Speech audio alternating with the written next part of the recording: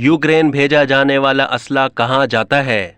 अफगानिस्तान वाली कौन सी गलती दोहराई जा रही है? अमेरिका को इल्म नहीं कि उसकी तरफ से यूक्रेन भेजा जाने वाला असला कहां जाता है। अमेरिकी हुकाम के मुताबिक जिस मकसद के लिए ये असला भेजा जा रहा है वो शायद पूरा नहीं हो रहा और लगता है अमेरिकी असला किसी ब्लैक होल में जा रहा है।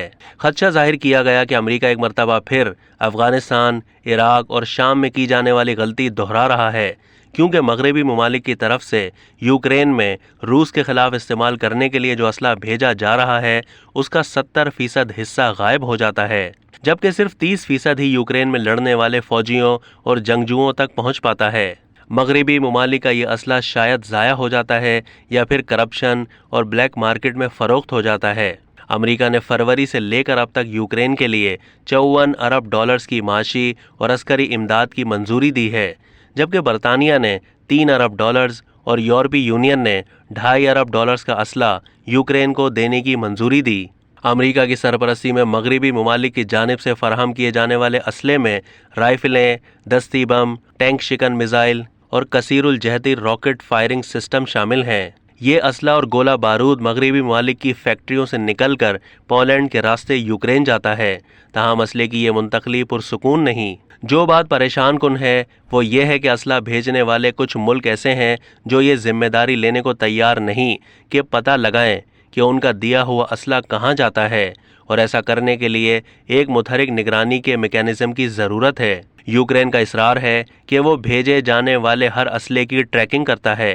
वज़ीर दिफा एलेक्सी के मुशीर ने बताया था कि असला खो जाने की इतलात और ख़बरें मुमकिना तौर पर रूस की तरफ से फैलाई जाने वाली गलत मालूमात हो सकती हैं। ताकि यूक्रेन को असला फराहम करने से रोकने के लिए बैनुल-अक़वामी शराकतदारों की हौसला शिकनी की जाए, लेकिन सूरत हाल ऐसी नहीं। मगरबी ममालिक के हुक्काम ने इस सूरत हाल पर तशवीश जाहिर की है और उन मुल्कों में ख़तरे की घंटियां बजना शुरू हो चुकी हैं। अमेरिकी इंटेलिजेंस के एक ज़रिए ने भी यही बताया है कि अमेरिका की तरफ से भेजा जाने वाला असला मालूम नहीं कि कहाँ जाता है, क्योंकि यूक्रेन में जाते ही लगता है ये असला किसी ब्लैक होल में चला जाता है। कनाडा के सरकारी ज़राए ने भी इसी तशवीश का इजहार किया है।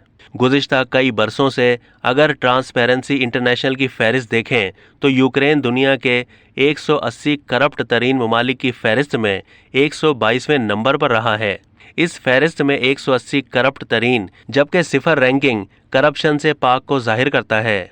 ऐसे ही हालात माजी में भी दुनिया के जंगी महाजों पर देखे जा चुके हैं और उसके नताइज तबाहकुन रहे हैं।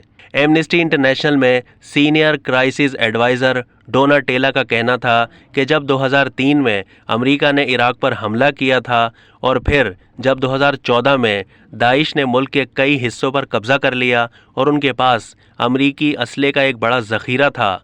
हालांकि ये सब असला अमेरिका ने इराकी फ़ौज के लिए भेजा था।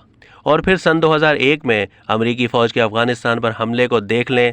तालिबान के पास उस वक्त वो तमाम असला था जो सन 1980 की दहाई में अमेरिका ने उनके पेशरुओं को दिया था। जब अमेरिका अफ़गानिस्तान से सन 2021 में मुकम्मल तौर पर बाहर निकल गया तो लाखों या करोड़ों नहीं बल्कि अरबों डॉलर्स मालियत का फ़ौजी साजो सामान तालिबान के हत्थे चढ़ गया।